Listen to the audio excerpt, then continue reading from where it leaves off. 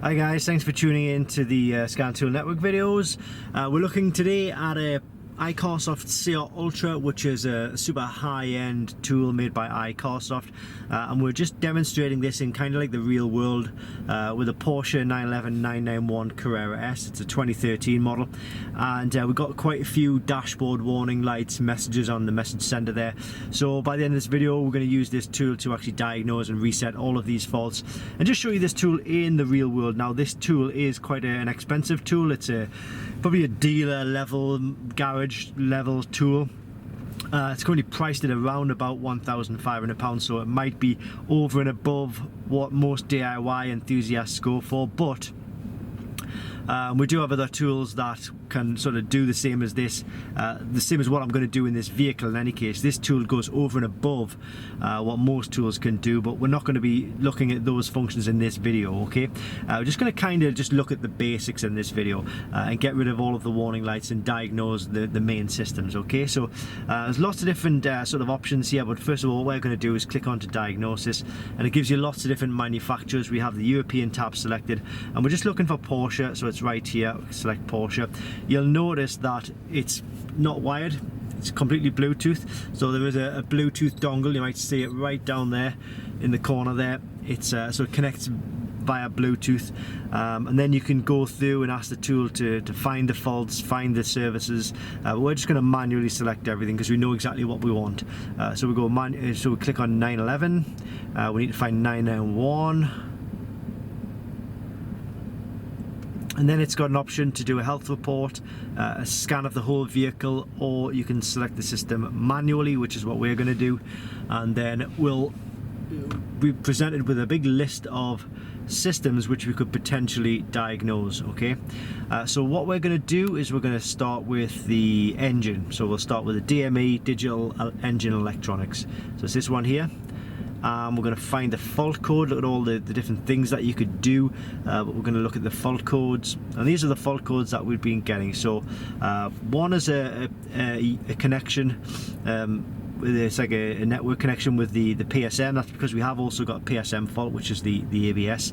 But the other three all relate to cylinder 6, misfires on cylinder 6. So the engine was running a little rough even on 5 cylinders, so we've put the new ignition coil in. We put 6 new ignition coils in. Once one goes, the chances are the others won't be too far behind, so it's probably best to do them all at the same time, and it's more cost effective to do it that way. So 6 new cylinder ignition coils in, and then what we can do now is go ahead and erase the codes, and we should be able to get rid of the check engine light, okay? But with this being a Porsche don't allow, well, certainly in the 991s, they don't allow the engine to be running while you erase the codes, so you've got to turn the engine off and put the ignition on. Alright, so I'm going to do that now. So we'll just go engine off, ignition on, and then we can go back and we can go to clear fault code. Are you sure? Click yes. Clear fault completed. So we can go back in to the section to see if any faults are there, and it's come back with no fault codes, which is good. So that's the engine, but you'll see the check engine light is still on. Nothing I can do about that because we are at the ignition stage, but once we start to put the engine back on after we've reset all the faults, we should see all of these warning lights disappear, okay? So then we'll go to what's next, Airbag or PSM. Here's PSM, Porsche Stability Management, so that's the ABS system, okay? And again, we've got the warning lights flashing because we're in diagnosis with that system. We're interrogating it. So we'll go read fault code, and these are the 2 fault codes we've been getting. This one relates to a faulty ABS sensor that we had been getting, so we put a new ABS sensor in, £125 from Porsche. There are aftermarket sensors available which may not last as long, they may not be as good quality, so I'd probably recommend going with the genuine part, but it's entirely up to yourself.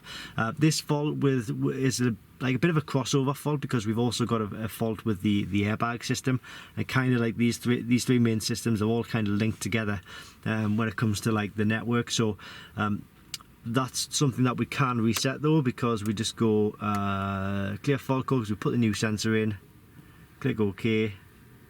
Now we'll go back into read codes, see what it's giving us. No DTC, so that's good.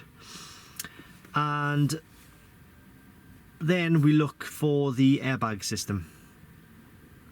So where's the airbag system? Oh, I think I saw it. You'll probably see, there it is. airbag, read fault code, loose connection underneath the driver's seat. These were the two fault codes we're getting. So just really simple, clear fault code, okay, and assuming that the ECU is happy, which it seems to be because we don't have the codes returning, then we are now at a stage whereby we can, or we should be able to turn the engine on, and hopefully the warning lights will disappear, which they have. We've still got the seatbelt warning, but that can be sorted by putting the seatbelt on.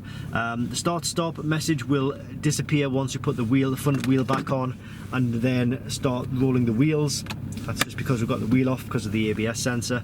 So all in all, the CR Ultra has done what we would fully expect it to do, but it has done it with ease, and it's been very easy to use.